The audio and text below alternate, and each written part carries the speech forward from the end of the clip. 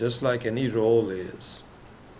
If you play a role in a movie or some play or something like this, certainly the aspect of the actor goes in and through, but the way you act, the way you talk, the way you respond, the way you look is all superimposed upon you as a role. You have a huge costume and you're given a particular role and so on. And so to discover ourselves as the actor, apart from the role, is the beginning of the end of this whole interesting cycle of going through from one life to the other. This is the truth. This is exactly what we have to do. And so the very wisdom that tells us also says, please do not, I know that the Maya Shakti is very powerful and it makes you think very differently than what we should ask you to do, but it's possible to cross it. It's possible to cross it, and you hang on to the wisdom of the Ishvara, and then slowly you will find that you are able to cross this lack of distinction between the actor and the role. Anyway, this is the, we should keep that in mind. We definitely keep that in mind. And the Acharyas all remind us. I remember Swami Maheshananji's words on this, and Swami Dayanand also, and everyone. That, Swami Dayanand used to say that. He says that just let people be what they are. He has a different way of expressing than Swami Maheshananji does and so on, but they're basically saying the same thing. Swami Dayananji used to say that let people be what they are. Don't try to change things. I wish people would be like this. They're also playing a role. It's okay. And this is just going to pass. Don't get hung up on it. I remember when Swami Dayanandji first came to this country, most of the, when he was in India, most of us were brought up in very good family situations. So we never really had much reactions against our mom and dad. We sometimes said, mom had some problems, dad had some problems, but nothing major. Our problems start later on when you get married. That's when it starts. But when he came to the West, what he found to his own surprise, that many of the people were from broken homes. And they had hang-ups with their parents. Swamiji, I remember this. We were with him for a long time. At first he couldn't believe it. But then he found that that is the case. So he changed his method of appealing to people. And I remember if you go through some of his meditations and so on, he would say, let your mother be who she is. And let your father be who he was. Supposing you've left the home. Emphasized it over and over again. And so his whole point is that we get hung up as though this is so real, and as though I have to make amends with my loved ones that have maybe had done something wrong to me or something. Let it go. Move on. And Swami Maheshananji exactly makes the same point. That really speaking, you just have so many lives, so many movies. And he says, don't get hung up with it. Just try to just be what you are. Then certainly fulfill the duties with it, but honesty on your own is much more important, to be who you are. Anyway, so this is the general thinking. I thought I would just spend some time doing that. So let us do a meditation. In the last two classes, I think we will emphasize on meditation, and let us do something on that core.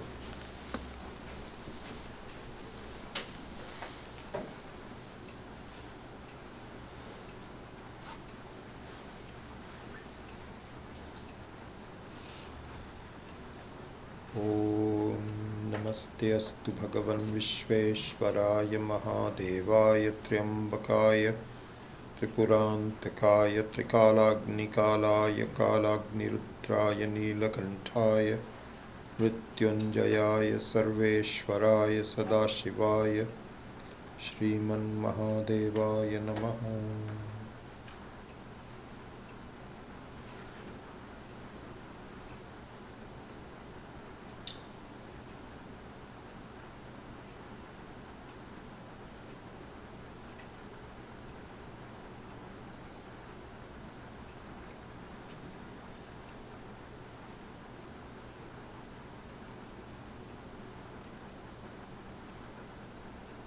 I think you have seen the steps to the meditation. We have all gone through that very quickly. To revise it,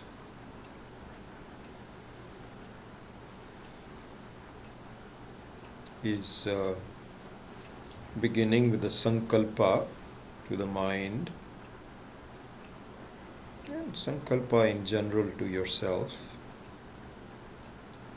which says that the purpose of my meditation, nididhyasanam,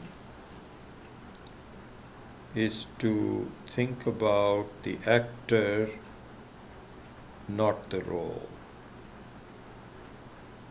The rest of the day I'm busy and involved with the various roles, but here for this time in the meditation, my focus is going to be the person that I am, not the personality that I have.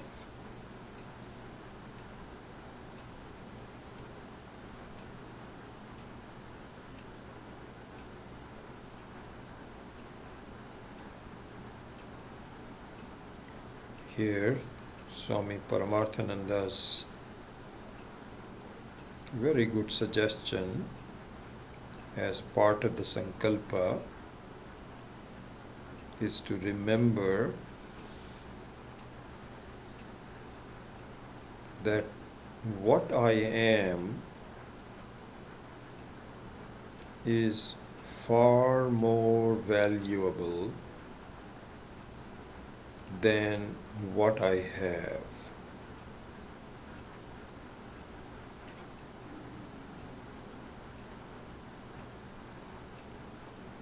Even if the truth of this is not entirely clear yet, but repeating this as part of the sankalpa would be a good way to start the meditation. Then choose a relatively quiet and undisturbed place and time, and choose a sitting posture which is steady and straight enough to avoid going to sleep. Steady so that you don't need to change the posture for the duration of the meditation.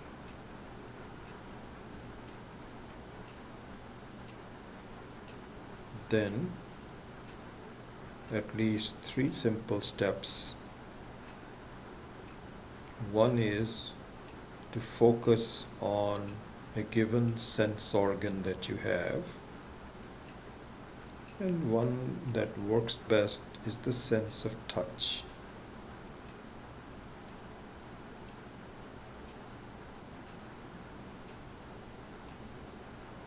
Observe the touch of your body with all external objects. The feet touching the ground,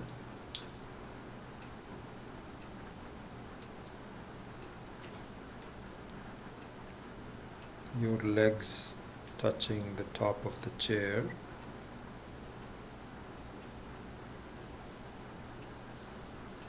your back lightly touching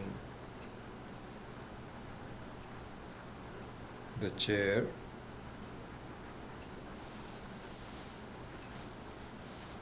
your hands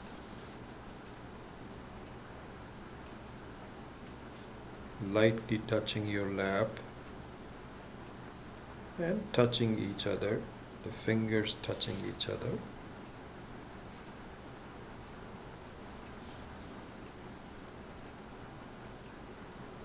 And the two sets of eyelashes touching each other. You can even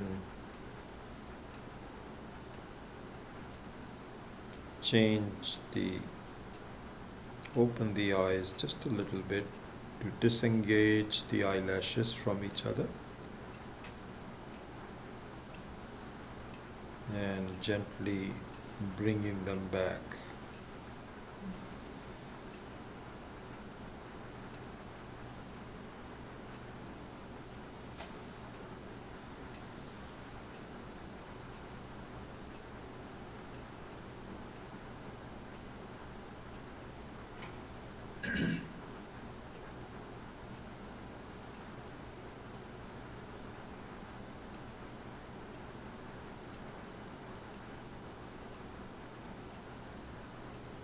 Even at this early stage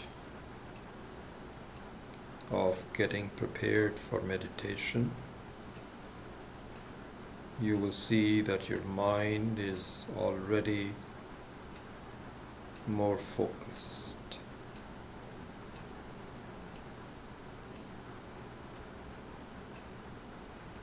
The next step is to systematically examine the state of your body.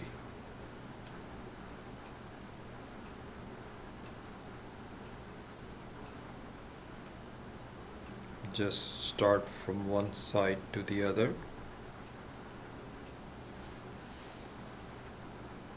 and pause lovingly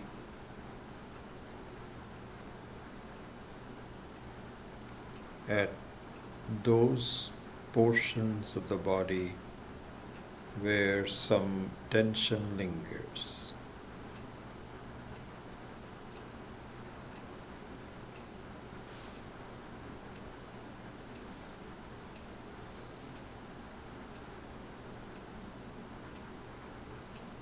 Relax that portion.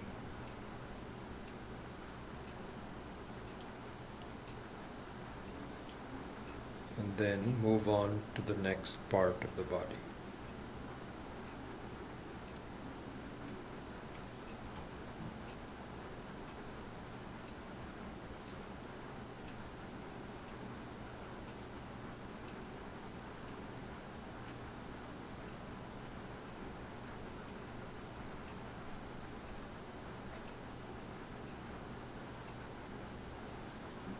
The last step in preparation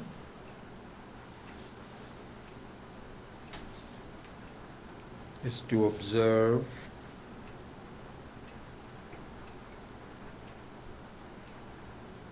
your breathing.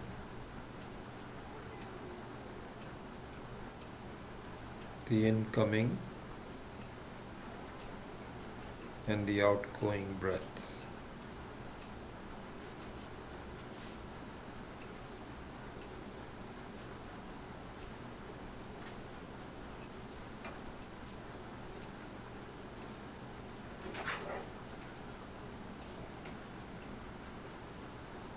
breathing happens automatically,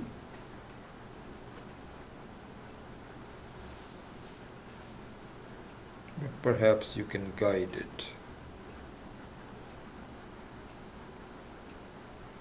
So it is deep and rhythmic.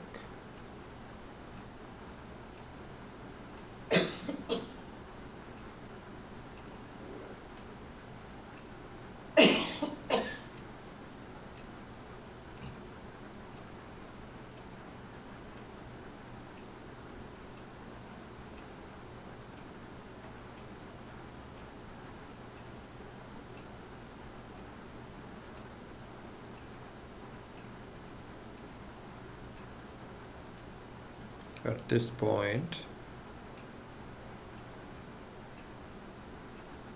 you are ready to do the Vedantic meditation.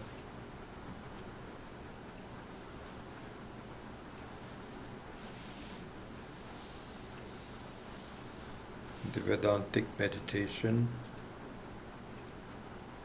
is not just quietening the mind. It is to observe a concept or multiple concepts. Observe the concepts in a way whose truth is appreciated by you.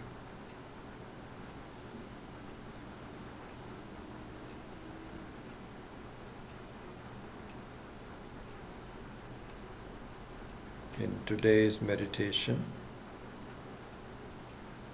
let us observe the general concepts of Panchakosha Viveka.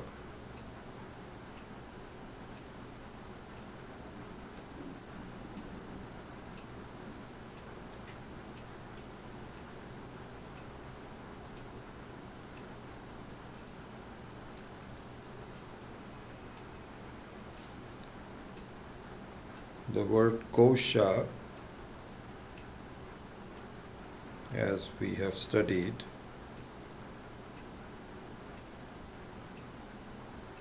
in English means a covering.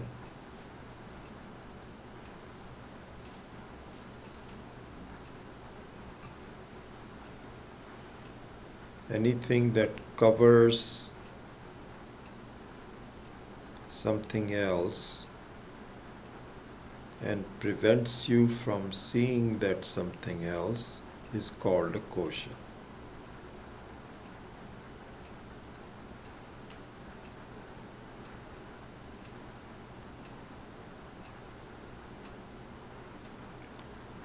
So the reason for doing the Panchakosha Viveka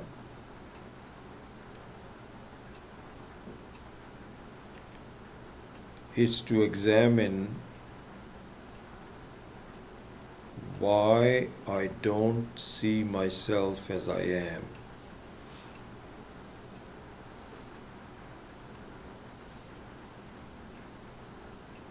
And Vedanta says that there are 5 types of covering.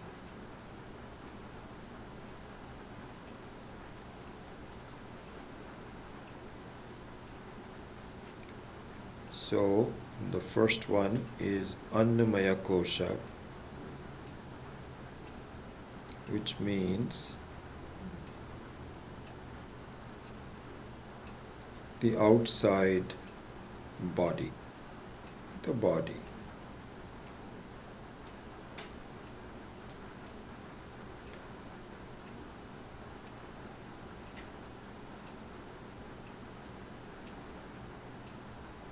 The second one is Pranamaya Kosha.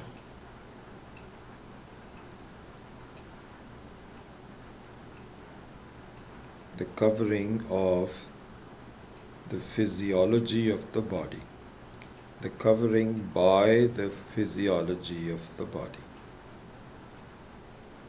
like I am hungry, I'm thirsty, I feel weak,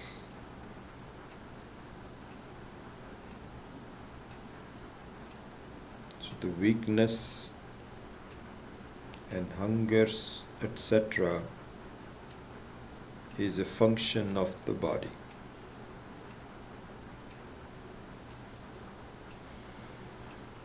Then the third kosha is Manomaya kosha. So the first one was Annamaya kosha, means a kosha which is predominantly food.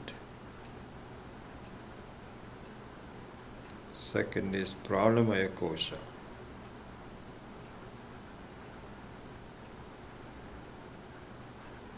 The third one is Manomaya kosha, which means thoughts. I am relieved. I am upset.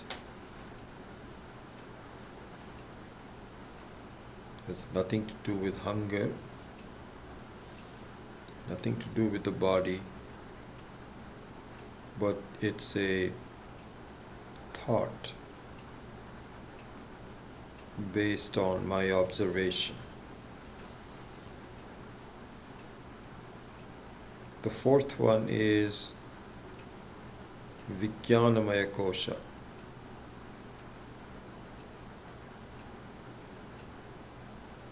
A covering which is based on a definite conclusion.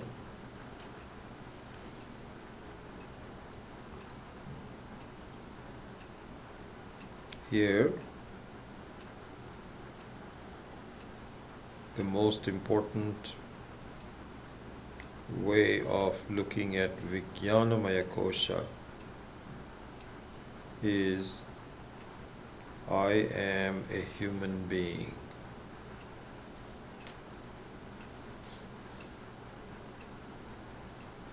This also is a covering.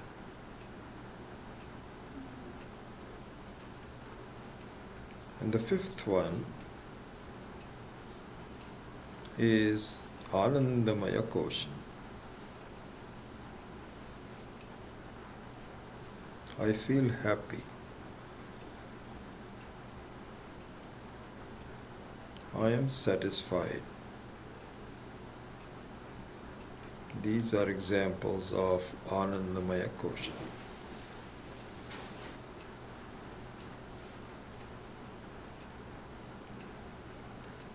So given these 5 kinds of koshas, 5 kinds of coverings, in meditation, I do Panchakosha Viveka.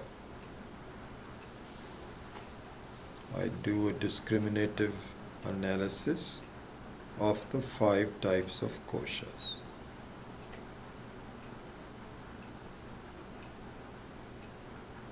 The primary method of doing the Viveka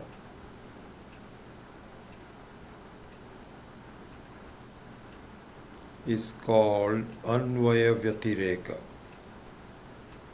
which we have also studied.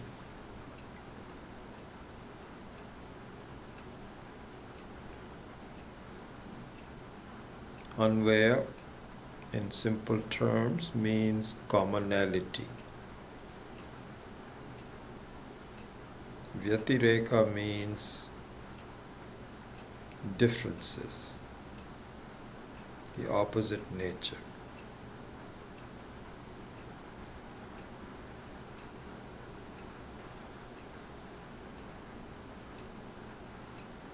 So here let us see, as the last part of this meditation, how the Panchakosha Viveka should be done.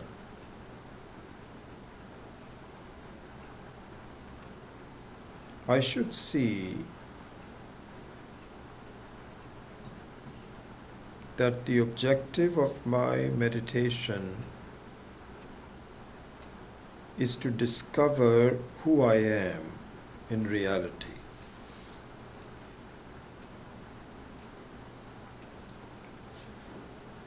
So we start with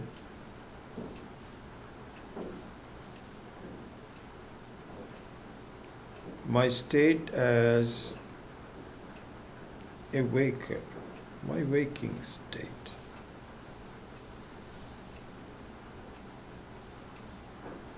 In the waking state,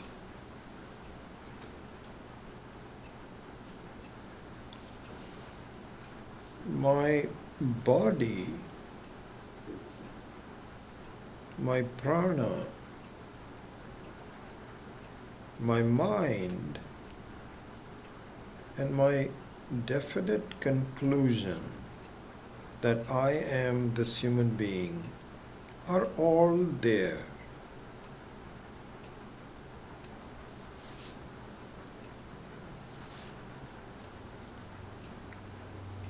So then I go to examine my dream state, Swapnavastha.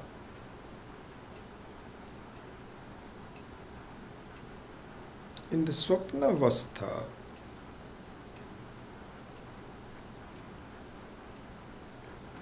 all the others are there with the exception of the body. My awareness of the body is completely absent.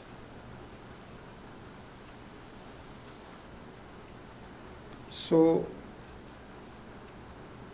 the Swapnavastha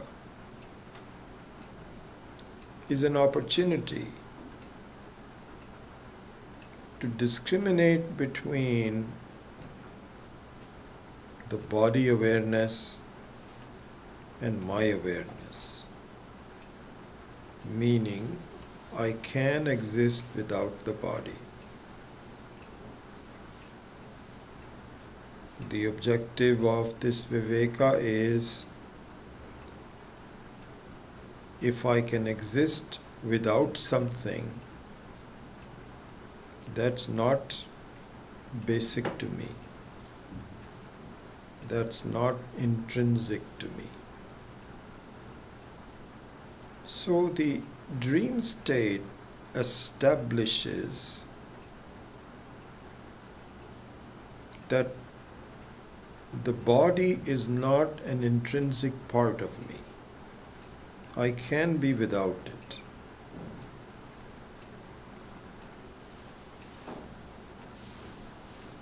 But my mind is still there in the dream state.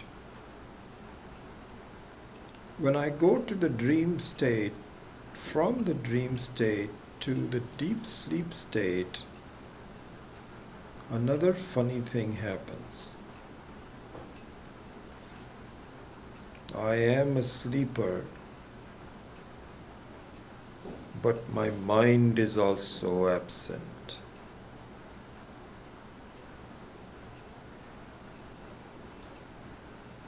So from this it becomes clear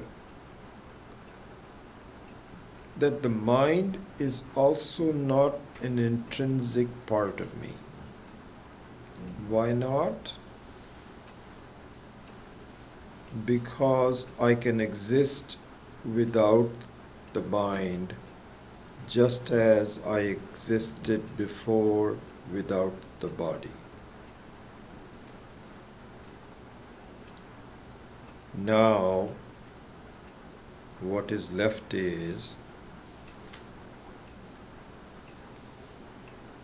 just awareness plus ignorance of the self. I am aware but I do not know myself. So I still have two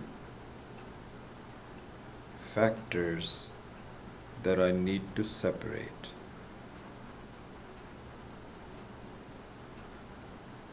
This can be done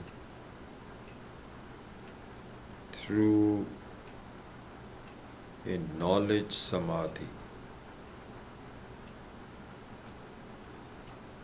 not a blind samadhi, not just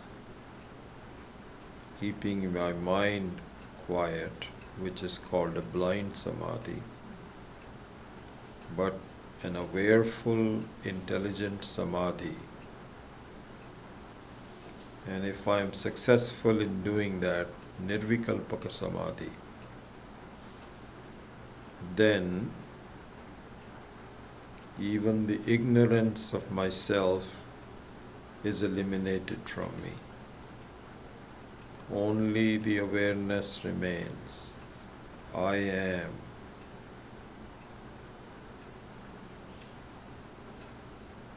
Aham Sat. Aham Chit. Aham Ananta.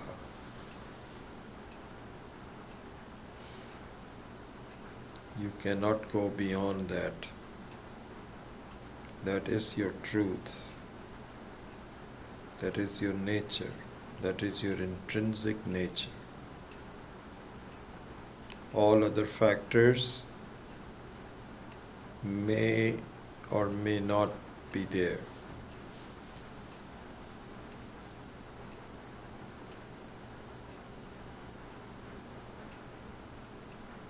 This is called Panchakosha Viveka. So this is an example of Nididhyasanam with Panchakosha Viveka as the subject. Similarly, we can conduct Nididhyasanam on other subjects related to the self, such as the self is unborn. Aham ajaha. Na jayate iti ajaha.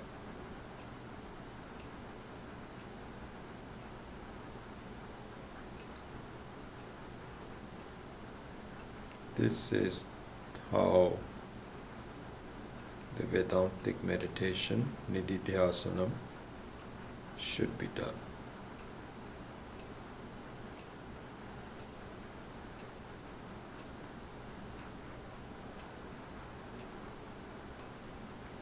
Om Shanti Shanti Shanti.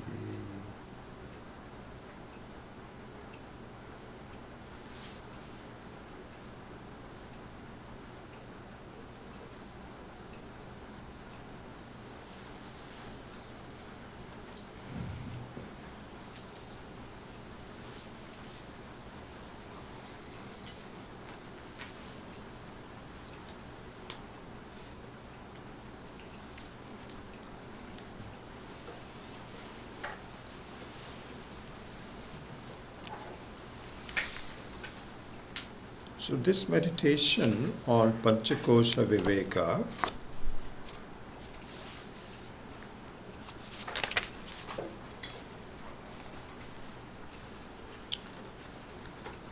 is given ending in, not ending in, but involved in the group of verses from this where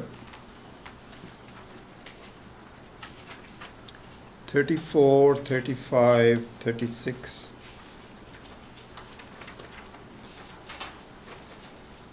and number 37. So if you turn to verse number 37, you can see Anvaya Vyatirekabhyam Panchakosha Vivekataha Swatmanam Tataha Uddhritya Param Brahma Prapadyate. Anvaya Vyatirekabhyam means as the translation says, by discriminating the 5 sheaths, 5 coverings, with the ascertainment of continuing and discontinuing, what occurs together and what does not occur together. This is what is called Anvaya Vyatireka. The Anvaya Vyatireka is a very important logical step for us to separate. Logical step to separate what is incidental and what is intrinsic. This is very important. See, so for example, in a water, in an ocean, the various waves of the water are possible. But the waviness of the water is not an intrinsic property of the water. It's an incidental property of the water.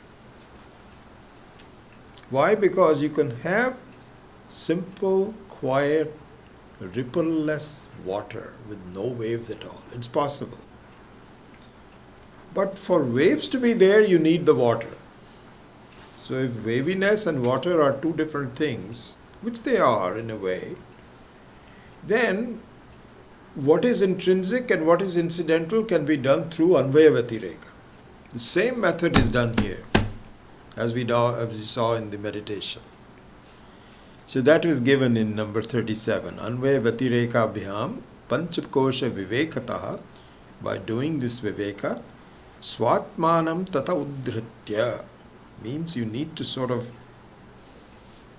separate out what is intrinsic about you as a person. And this can be done through knowledge and through the application of knowledge in meditation. So this is what we say, that for the self to become very clear, my own nature to become very clear, 3 types of filters are useful. So this is what is called Shruti, Yukti and Anubhava. So Shruti means one which says, yes, this is the way to do it. All the wisdom of the Vedic teaching says this is the right way. Like, for example, the wisdom which is not given in the Vedas is that the whole Shrishti, the whole creation, came out of nothing. That was not the Shruti. He will never say that. You and I may have a doubt that somehow it can just come out of nothing. It cannot do that. So whatever the Shruti says is an important marker for us to follow. So this is the first one, Shruti. Then the second one is Yukti. The Yukti means by logic, my own logic, even if the Shruti is not saying it, but how the logic really should be conducted, and we just did that. So the Anvaya Vyatireka of the Panchakosha Viveka is Yukti.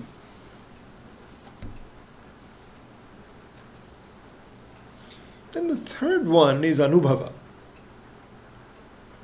Anubhava means that it is not as though we are telling you something that you don't have the experience of.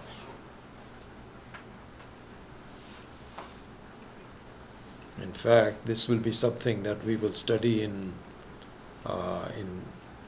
more advanced texts and so on, that even the experience of non-duality, that I am everything, is something that you already have, but you don't recognize it. So I think we have said this before also. This is a very beautiful thing to see. It is not that I don't have the experience. This is a wrong thing to say. And we commonly say it, I don't have the experience. I have the bookish knowledge perhaps. I don't even have the bookish knowledge. Or at least if I have the bookish knowledge but I don't have the experience. This is a very common way of saying things. And our acharyas say this is not true. Even when you think you don't have the experience, you have the experience, but you don't recognize it.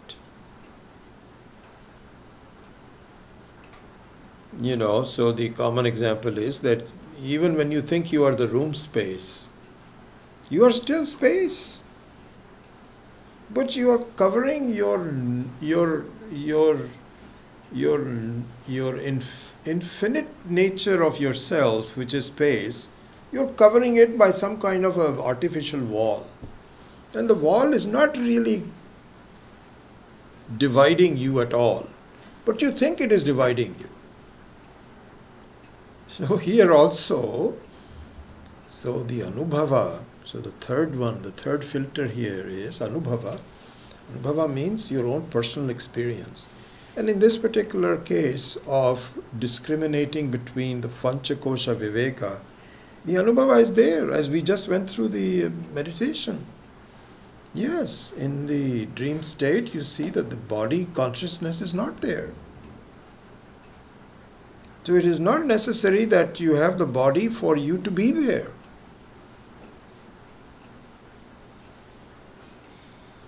So that's the third part of it. And the third part of that will begin. So this will go up to 37, 38, 38, 39.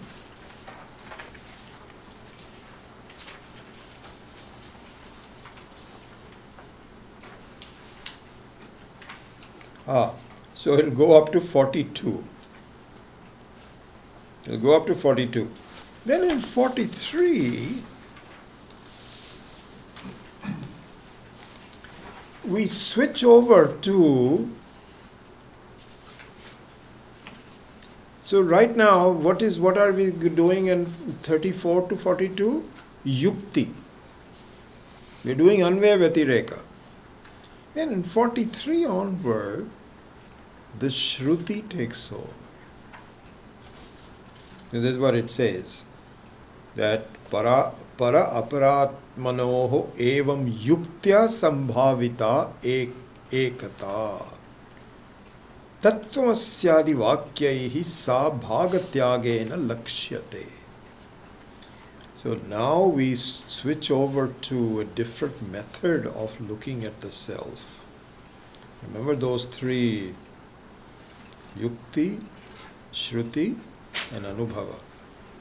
So Yuktya we did that, and Anubhava we also did that, and now the Tattvamasi Vakya, through the Tattvamasi Vakya, the same thing is clarified from the standpoint of Shruti.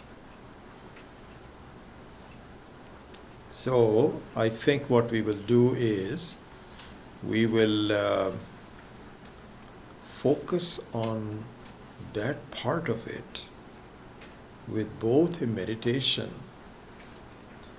and an explanation. Just like we did today on Yukti, we will do a meditation and an explanation of the Mahavakya next time. And that will be the end of our revision. We've done all of this in different parts, so it should not be completely new. But in the way of revising it, I just thought that we would do it conceptually by taking groups of verses together. And so that we will do next time. And I think most probably, unless something comes up, which I'm keeping it open for the time being, but most probably the next week, the 15th, will be our last class of the Pancadasi, chapter 1. And then hopefully we'll just take one week off, and then we will begin a new text from the 29th.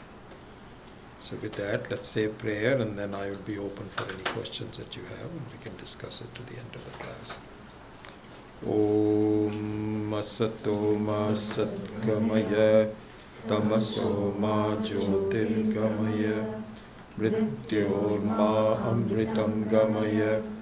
Om Purnamadav Purnamidam Purnat Purnamudachyate Purnasya Purnamadaya Purnameva Vashishyate. Om Shanti Shanti Shanti. Hari Om Shri Gurubhyo Namah. Hari Om.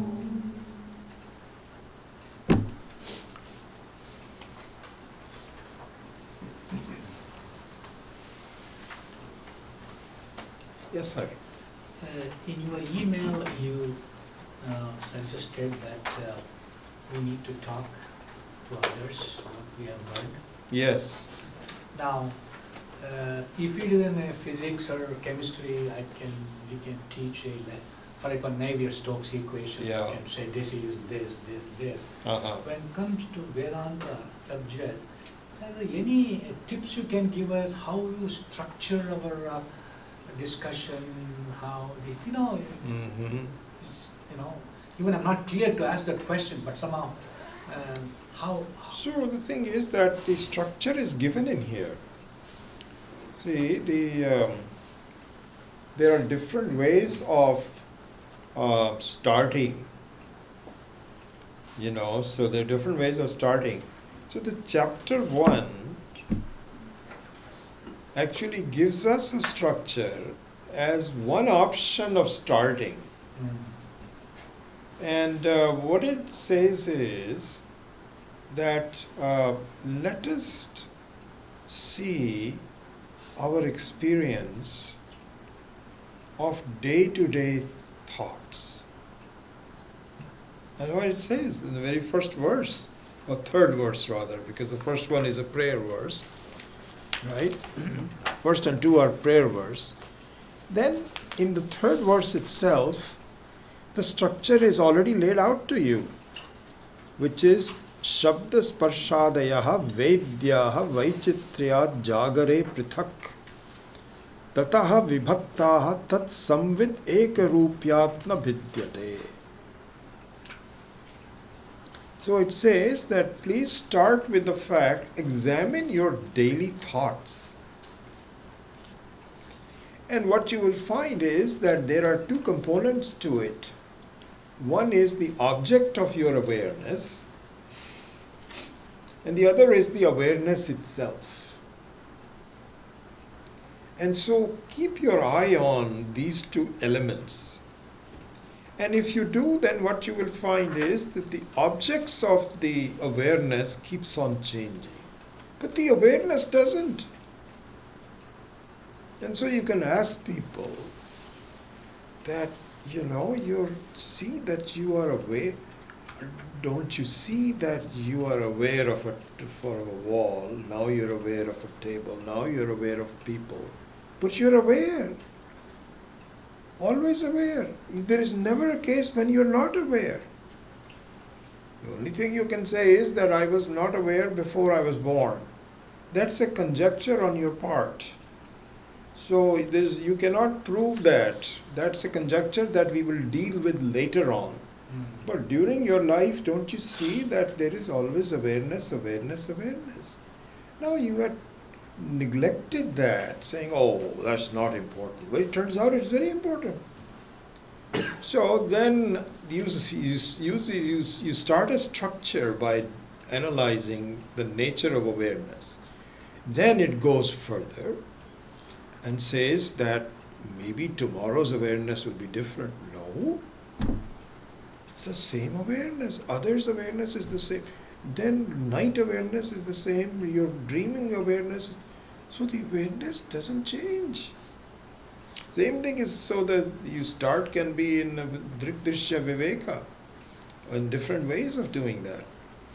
So the structure is there. You just have to make sure that you understand it first. You see, that has you have to really think about exactly what the structure is, how to reveal it. It's all given in here. That's exactly what we're saying. That first you examine the difference between Atma and Anatma, then you examine to see why is it that I don't see it. This is where the Panchakosha Viveka comes in, and so on. So if you really reread it, I would say one of the things you should do is, in English, you just revise this whole course by reading Swami Shuddha Bodhananda's book that you all have. Read it and then make notes of it and step back from it and look at it from a structural standpoint, how the structure is. So it's nothing that it is not there, but then you have to be very clear to be able to convince someone. If you're also not I'm saying personally you, but anyone who is not clear, if some questions come up and he says, oh my gosh, I don't know how to do that. But if you're talking about Gita, Bhagavad Gita, a shloka or some verse, Yeah. chapter 2, Correct. totally different, right? There The is subject matter is the same, but the structures are different. The structure there is that there's a huge problem that Arjuna has because he's emotionally in a wreck. He's in a war situation where he's fighting his own loved ones, and so he has to be shaken up and says, "Don't. You are running away from it. Don't do that. It's a stupidity on your part because to think of this as being wrong, you're misusing the word dharma completely." So there the structure is. This is slightly different, where he is shaken up. Ashocya nanvashochastvam. You're a foolish person. You look like you're talking in, But then the same truth is brought out. That is avinashita tadviddhi, and so on and so forth. That's what it's saying, that how can awareness never dies, because it is not possible. You cannot kill it, you cannot burn it, nothing can be done to it. So it's the same truth, but from a different structure that has been given. Yeah. Here there is no war. This is when somebody is sitting there, just not cognizant of it. So the structure is still there. So I think that is a good thing to do. I really think that you should revise this in your own ways. Not just go through the class and okay, that's over with and forgotten. But go through it in a way that is very clear to you. Make notes. And then many times your doubts will not be cleared until you start teaching it to someone. Because then they will ask and they'll say, oops, I forgot, I didn't know how to answer that. So this is all the process we have to go through. Yeah. So I think that would be good to do. I mean, either you can do it right away or you can do that later. I suggested that over the holidays you take that time to do so. I don't know if you had the time, but luckily we were very lucky to find a book from the Sampradaya of Swami Dayanandji. Shuddha Bodhananda is he doesn't have as much of a depth as Swami Maheshanandji does, but he's speaking the truth. And so you can just quickly go. In fact, it's an advantage. Swami Maheshanandji's book is, the first chapter will be about this big. This is only about 1/3 the size of it. So you can concentrate on it and go through the whole chapter from beginning to end. The first chapter starts with the truth and goes all the way up to Samadhi. So it covers the whole ground. That's the beauty of it. That's how I also chose the first chapter. Then from second chapter, third chapter, fourth chapter, fifth chapter, portions of that are taken up. Different aspects are taken up. And hopefully we'll have time to do that. But this is a good introduction, I think. And also I think a little bit more in-depth than Tattva Bodha. Tattva Bodha also you can say there is Atma, there is Anatma, there's this, that. A little bit more dry. Here the construct and the structure, as you say, is more cleverly done in terms of how to approach it. So, yeah, I think it's a good chapter to do.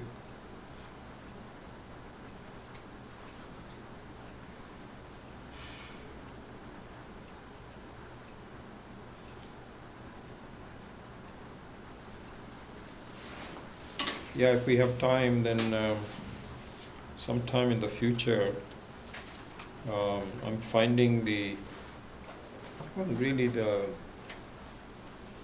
all the chapters are excellent. It's just a matter of finding time to do so.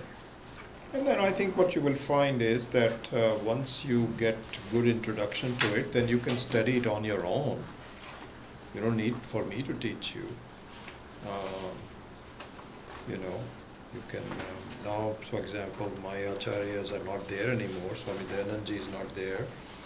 Swami Chinmanand is not there, and so on. But now I've come to a point where I can read and not go off track because I had a lot of introduction to it.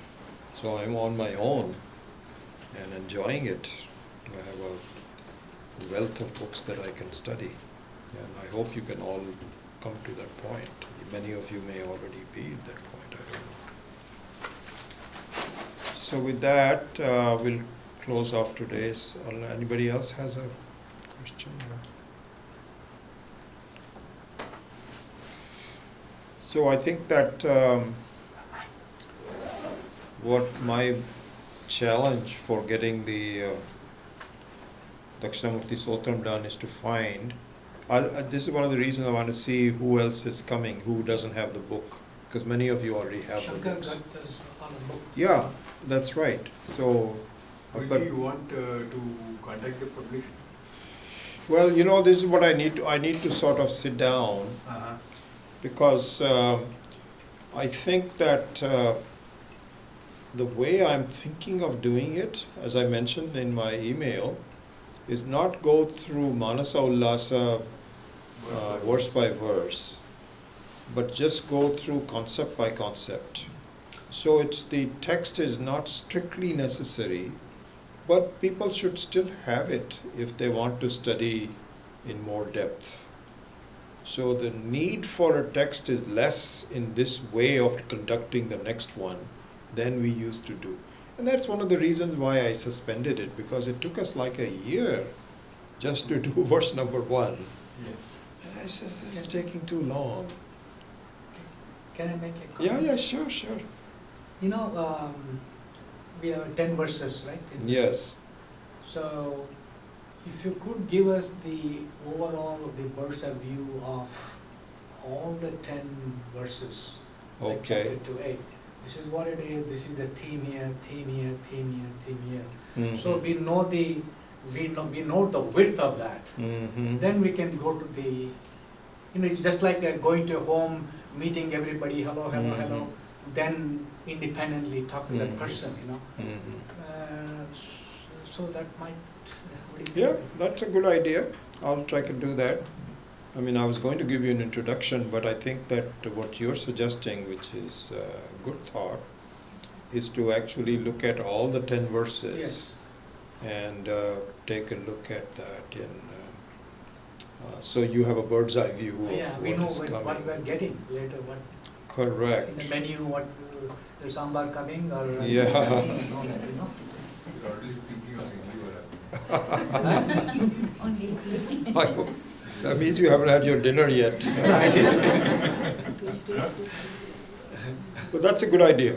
I think that's a good thing to do. We'll do that. So that will be on the 29th. And So we have learned so much, we have to go back and chew these things. yeah, of course. That's always It's sort of, I'm feeling the overload already, Yeah, no, it's... Mandukya, Taittiriya, and Kathopanishad, Gita. Yes, How much I can absolutely. put in, I don't know. But the same one truth that Thomas he got. If you know that, that's good enough. Yeah, I think that, I mean, it's good for me to see that some of you attend multiple classes, but you're not supposed to. You know, I know. it'd be nice to have one subset for this, another subset for this, third subset for this, but that's not the way it is. There are so many of you that attend the morning class and then also the Tuesday night class and so on. So it may seem like an over load for you. But you know, ideally what I wanted to do was to use the morning Saturday class as the one, and I think to a certain extent I'm doing it, going into a lot of depth of that one.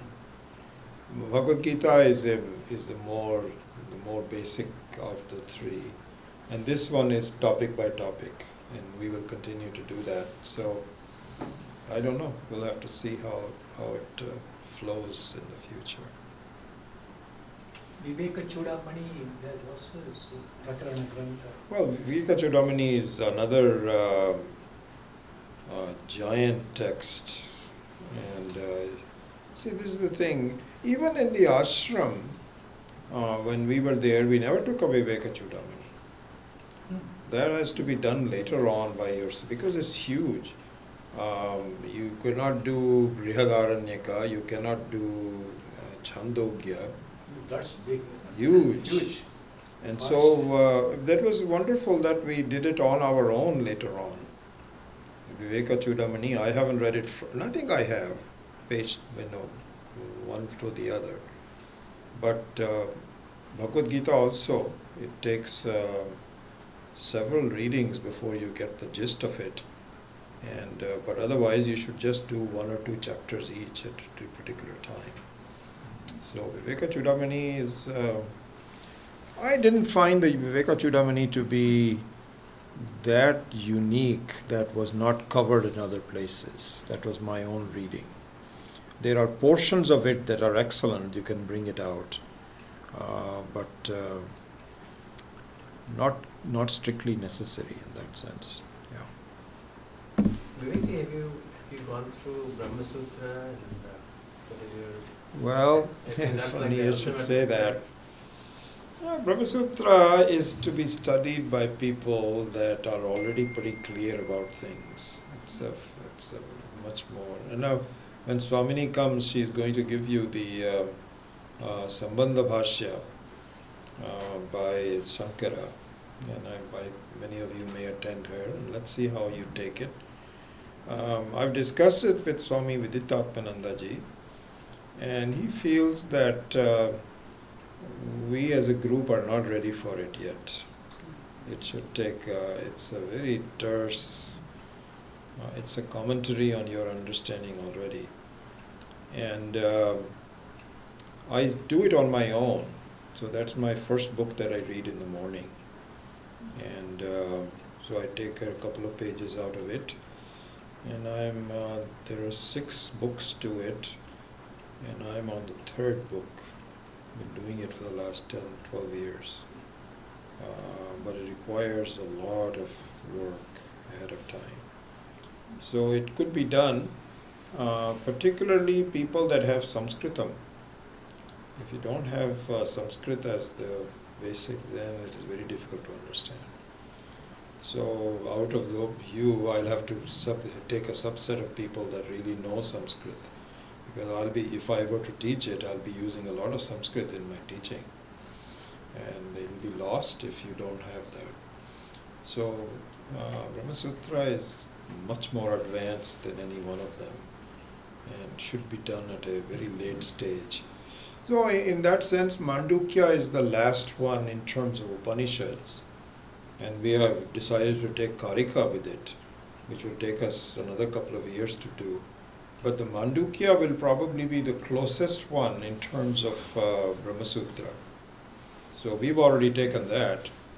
And then after 2-3 years, if I'm still alive, then we will consider doing Brahma Sutra. And in the meantime, you should all be studying Sanskrit. We have to be alive too. I a lot older than most of you, so. Okay, very good. We'll see you next week.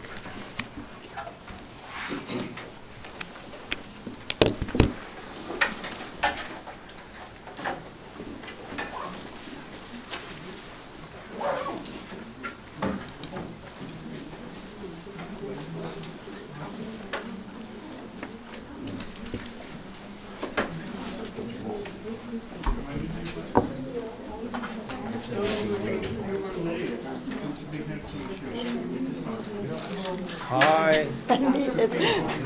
Good to see you. Thank you. Well, good to be here in Nice. person. Yeah. Is it okay if I ask you a question Sure, now? sure, sure, Because I know absolutely. you asked for email about the new course. Yeah, My Sanskrit's very elementary, maybe like you from don't need this a lot of class, Sanskrit for but that you one. think- No. So you think